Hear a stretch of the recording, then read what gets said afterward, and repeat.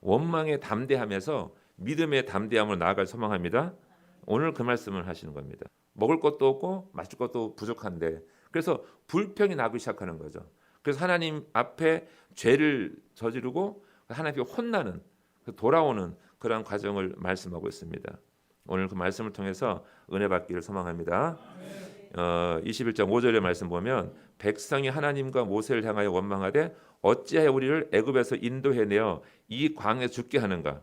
이곳에는 먹을 것도 없고 물도 없도다. 우리 마음이 이 하찮은 음식을 싫어하노라 하매. 하나님과 모세를 원망했다고 적혀 있어요. 성경에는 순서가 중요합니다. 누가 먼저 누가 뒤에 있는가가 중요한 그 의미를 갖고 있어요. 백성들이 원망하기를 하나님과 모세를 원망했어요.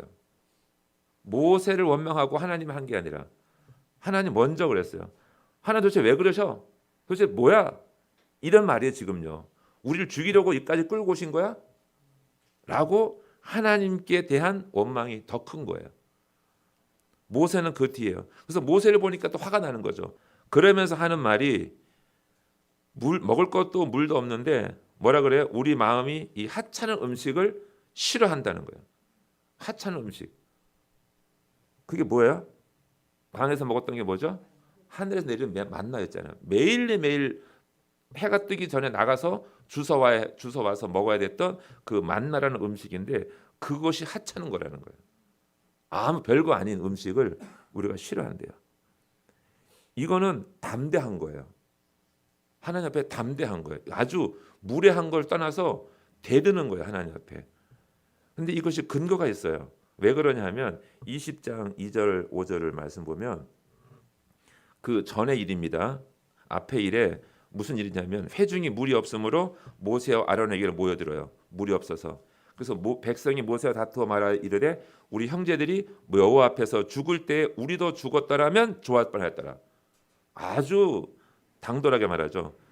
너희가 어찌하여 여호와의 회중을 이 광야로 인도하여 우리와 우리 짐승이 다 여기서 죽게 하느냐. 너희가 어찌하여 우리를 애굽에서 나오게 하여 이 나쁜 곳으로 인도하였느냐. 이곳에는 파종할 것이 없고 무화과도 없고 포도도 없고 석류도 없고 마실 물도 없도다. 불만을 터뜨려. 우리가 차라리 죽었으면 낫겠다. 애굽에서. 왜 여기서 죽게 하느냐고. 이렇게 해요. 그런데 하나님께서 그 소리를 다 들으시고도 모세에게 명령하세요. 모세야 가서 지팡이로 명령하여 반석에서 물을 내라고 해라. 그런데 모세가 명령하지 않고 지팡이로 반석을 쳐요. 그 일로 인하여 모세가 못 들어가요. 가나안 땅에. 그 벌을 받게 돼요. 백성들은 가만히 있어요. 불평한 백성들에게는 뭐라 안 그러시고 모세만 결국 떨어지게 되는 거죠. 그리고 이 사건 또 이전에 아주 매우 심각한 하나님의 맹세가 있었어요. 우리가 잘 아는 정탐꾼 사건이었습니다. 출애굽을 하자마자 곧바로 가나안 땅 앞으로 가요. 바로 갑니다. 바로. 하나님이 야 들어가자. 가자 하니까는 백성들이 뭐라 그래요? 하나님 우리가 가는 땅 어느 땅으로 가야 되는지 미리 보고 가면 좋겠어요라고 이 안건 올리죠. 하나님이 아니야 그냥 가도 돼. 아니에요 우리가 먼저 보고 가겠습니다. 먼저 확인하고 그러고 가겠다는 거예요. 그래? 그러면 각 지파별로 한 명씩 뽑아 12명을 다 들여보냈어요. 40일 동안을 다 둘러봤어요. 그리고 나서 보고했는데 어떻게 됐죠? 보고가 10명은 그 땅은 좋은데 거기 사는 사람들 무시무시한 사람들이야. 우리 가면 다 죽어. 우리 메뚜기밖에 안 돼. 라고 얘기했다는 거예요. 나머지 두 사람은 아니야. 그래도 무섭지만 하나님이 계시면 우리는 할 수 있어. 가자라고 했다는 거예요. 그 일로 인하여 하나님이 너희들 20세 이상 되는 모든 어른들은 절대로 못 들어가리라. 광야에 다 쓰러지리라. 라는 말씀했다는 거죠. 그것이 바로 민수기 14장 20절 그 이유 말씀이에요. 그러면서 내가 진실로 살아있는 것과 하나님 말씀하신 겁니다. 살아있는 것과 여호와의 영광이 온 세계에 충만할 것을 두고 맹세하노니 내 영광과 애굽과 광야에서 행한 내 이적을 보고서도 이같이 10번이나 나를 시험하고 내 몫을 청정하지 아니한 그 사람들은 내가 그들의 조상들에게 맹세한 땅, 약속의 땅, 가나안 땅을 결단코 보지 못할 것이요 또 나를 멸시하는 사람은 한 사람도 그것을 보지 못하리라. 이렇게 맹세하셨단 말이죠. 어떻게 맹세하셨다고요? 내가 살아있는 것과 내 영광을 두고 말하는데 절대로 못 가게 할 거라는 거죠. 이렇게 한 달 전에 이야기예요. 지금요. 이 사건이. 한 달 전에 하나님이 그렇게 너들 영혼이 죽을 거라고 경고함에도 불구하고 눈 하나 끔찍하지 않고 우리 먹을 거 없어. 마실 물도 없어. 그리고 저 하찮은 음식 먹기 싫어 라고 했다는 거예요. 근데 하나님은 처음에 경고한 말씀이 있기 때문에 너들 끝이야 한 상태에 그 뒤로는 아무 말씀 안 하시는 거예요. 아무 말씀 안 하셔요. 가만히 모세만 혼내시고. 그런데 오늘은 안 참으시는 거예요. 오늘은요. 불뱀을 풀어놓으시는 거예요. 지금까지는 참으시고 하시다가 오늘은 불뱀을 풀어놓기로 결정하셨어요. 원래 광야에는 불뱀이 많습니다. 불뱀이라고 하는 적혀 있는데 이것은 지금으로 말하면 전갈, 그죠? 꼬리에 독이 있는 거, 맹독, 전갈이라고도 하고 또 날아다니는 뱀이라고도 합니다. 이거를 푸니까 들어오는 거죠. 사람들에게로. 그래서 물기 시작하는 거죠. 그래서 우리가 죽는다고 아우성을 치는 거예요. 아우성을. 살려달라고. 성도 여러분, 우리가 착각하는 것이 있습니다. 착각하는 것이 있다고요. 우리가 혼났어요. 아니 왜 우리가 죄를 지었어요. 잘못했어요. 그런데 당장 벼락이 안 떨어지면 어떻게 할까요? 아 이게 잘못된 게 그냥 넘어가는가? 라고 생각해요. 저도 고등학교 때 특히 말썽 많이 피울 때 이렇게 잘못한 걸 넘어가면 이거 넘어간 거야. 우리 다 넘어가서 이제 몰라 아무도. 라고 뻔뻔하게 다녀요. 근데 선생님 다 알고 있더라고요. 그래서 너 그때 한 거 가만히 있었어. 내가 알고 넘어갔다는 거야. 그런 적이 있었는데 벼락이 떨어지지 않는다고요. 내 죄악이 무효가 된다고 생각하면 큰 오산이라는 거죠. 이게 하나님의 백성들의 마음 자세에 이어야 된다는 거예요. 언젠가 하나님이 반드시 그 불순종에 대해서 죄값을 물으신다는 거예요. 언제 그때 너 어떻게 했니? 하나님이 침묵했다는 겁니다. 우리는요 세상적으로 일이 잘 풀려져 가면 오만 방자해지기 쉽습니다. 잘 풀려가면. 그런데 하나님의 뜻대로 살아가는 성도들은요 날마다 더 겸손해져요. 점점 더 겸손해지는 것이 하나님의 사람입니다. 처음에는 환경이 사람을 겸손하게 만들어요. 예를 들어서 돈도 없고 힘이 없고 빽이 없으면 보통 사람들은 풀이 죽어요. 기가 죽고 특히 남자분들 그렇잖아요. 지갑에 돈이 좀 있어야 어깨에 힘이 들어가는데 한 푼도 없으면 그냥 시무룩하신다고 말합니다. 그렇게 환경이 그거를 겸손하게 만든다고 말씀하세요. 하지만 하나님의 말씀에 순종해서 처지나 환경이 흔들리지 않고 항상 겸손해지는 자세로 살아가는 사람이 진정한 겸손이라는 겁니다. 환경이 어렵다고 겸손한 게 아니라 환경이 높아도 낮아도 항상 같은 자세를 유지하는 것이 겸손한 것이라고 말한다는 거죠. 이것이 사도 바울이 한 말이 그 말씀이에요. 빌립보서 4장 12절에 이렇게 말씀하죠. 나는 비천에 처할 줄도 알고 풍부에 처할 줄도 알아 모든 일 곧 배부름과 배고픔과 풍부와 궁핍에도 처할 줄 아는 일체의 비결을 배웠노라. 아멘. 이것이 믿음의 사람의 태도라는 겁니다. 그래서 겸손이 환경을 지배해야 되는 거죠. 겸손하는 것이 환경을 지배한다고 말씀하는 거예요. 환경이 여러분들을 억지로 지배하십니까? 환경 때문에 겸손하세요? 아니면 내 믿음이 환경을 이기고 있습니까? 이걸 잘 판단해 보셔야 돼요. 이것이 바로 하나님 주시는 은혜인 거죠. 항상 언제든지 어디서나 당당하게 살아가는 모습. 내가 비록 마실 물이 없고 내가 비록 먹을 떡이 없다 할지라도 당당하시는 거예요. 그것이 바로 하나님의 사람이 기뻐하는 성도인 줄 믿습니다. 여러분, 이스라엘 백성들이 애굽에 나올 때 부족한 것이 있었을까요? 없었을까요? 애굽 나올 때 없었어요? 왜 없었을까요? 잔뜩 갖고 나왔어요. 뭘 갖고 나왔어요?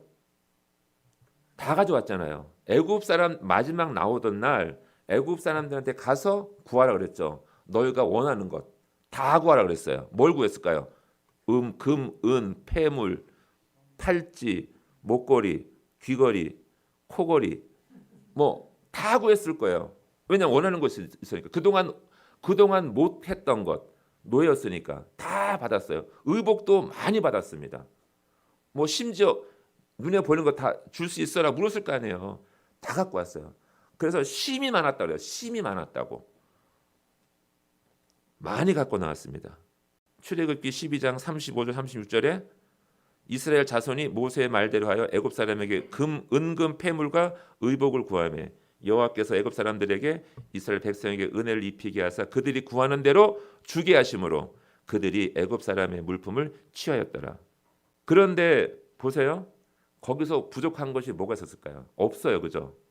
근데 두 가지가 부족했죠. 뭐가 부족했죠? 예? 먹는 음식과 물이 없다는 거예요. 이게 문제였다는 거죠. 이렇게 광야에 나온 지 한 달도 안 된 상황에서 하나님이 진노하신 거예요. 하나님 다 주셨다 그랬죠. 다 주셨어요. 나올 때. 하나님의 나라로 출발하기로 한 날 출발할 때 하나님 다 주셨다니까요. 할렐루야. 지금 여러분에게 하나님이 다 주신 줄 믿습니다. 우리는 말씀을 이해할 때 이 말씀이 우리의 말씀이라고 이해하셔야 돼요. 여러분들이 이제 세상 나라 애굽을 떠나서 하나님 나라로 간다고 하면 출발하게 하면 하나님이 구해라. 원하는 대로 다 구해라. 필요한 것들을 구해라. 원하는 것을 구해라. 다 받았단 말이죠. 근데 보니까 없어. 안 보이는 거죠. 믿음의 눈으로 봐야 되는 거죠, 이걸.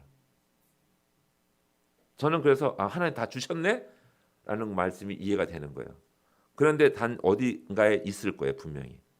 저는 믿습니다. 저에게 주신 것. 먹을 것이 없고 마실 것이 없다고. 단지 그거밖에 없는 거예요. 그러면서 불평하는 것이 오히려 맛없는 음식이 더 무서운 거예요, 지금요. 하나님이 주신 것보다는 물이 없는 거에 더 분노한다니까요. 그것을 보고 하나님께서 믿음 없는 것들이라고 경고하시는 거죠. 다른 말로 하면 죽는 것보다 맛있는 음식 못 먹는 것이 더 참기 힘들다는 소리라는 거예요. 이 얼마나 맹랑한 소리입니까? 근데 하나님은 절대로 용납하지 않으신 것이 두 가지가 있는데 아까 말씀드린 만나와 반석에 나오는 물은 하나님이 공급하시는 거예요. 반드시 하나님이 주시는 것을 알게 하시려고 일부러 새벽마다 조금씩 주시는 거예요. 하루 먹을 것만. 할렐루야. 그러니까 먹을 것과 마실 것 이것은 하나님의 것이라는 거죠. 만나와 반석의 물은 하나님 거라는 거예요.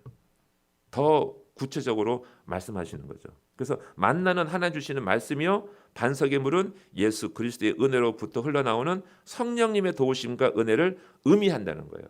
이것을 알게 하시려고 하나님은 매일 날마다 새벽같이 일어나서 나가서 들어가서 만나를 거두오라고 하시는 거죠. 보세요. 그들이 왜 혼났냐 하면 특별히 하나님이 허락하시는 하늘의 만나와 반석의 시원한 물을 좋아하지 아니하고 오히려 애굽에서 먹었던 고기와 채소를 그리워하니까 하나님이 분노하시는 거죠. 그거를 버리고 오라고 했는데 자꾸 애굽으로 돌아가려고 하니까 하나님이 막으시는 거죠. 성도 여러분, 우리는요 오래 참고 기다려야 돼요. 할렐루야. 오래 참으셔야 돼요. 하나님이 이제 그만 됐다라고 할 때까지 우리는 1년, 10년 모르겠어요. 우리가 세상 떠나나서도 자식들에게까지 100년 오래 참으셔야 돼요. 하나님이 됐다 그만 할 때까지. 우리는요 우리가 저지른 죄악과 허물들에 대해서 아파하고 슬퍼해야 한다는 거죠. 그래서 우리의 기도의 대부분이 필요한 것을 구할 수 있어요. 당연히 구해야 되죠. 필요한 것을 하나님 앞에 믿음으로 구하죠. 하지만 그 구하는 것도 중요하지만 대부분은 우리의 죄와 허물에 대하여 슬퍼하는 일이 더 중요하다라는 말씀이에요. 하나님이 힘이 없어서 우리가 먹을 것, 입을 것 못 주시는 게 아니잖아요. 주신다고 말씀하시잖아요. 그럼 담대하게 그걸 맡겨놓고 구해야 될 것은 내 죄와 허물에 대한 회개라는 거예요. 그것이 바로 하나님이 기뻐하는 줄 믿습니다.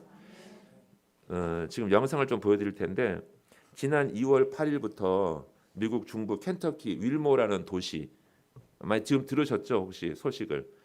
시골 도시입니다. 아주 촌에 있는 도시인데 에즈버리 대학교 채플실에 성령님이 찾아오셨어요. 성도 여러분, 우리의 죄에 대해서 하나님 반드시 심판하십니다. 그래서 회개하도록 인도하신다는 거죠. 그것이 인격적이라는 거예요. 그 표현이 회개할 기회를 주시려고 미루신다는 거예요. 어떤 신학자는 주장하기를. 그래서 모든 사람이 회개할 때까지 안 오신다는 거죠. 기다리신다는 거예요. 그래서 모든 사람이 진심으로 회개하고 돌아올 때까지 주님 기다리신다. 이렇게 말씀하십니다. 그래서 불뱀을 보내어 물게 하셨어요.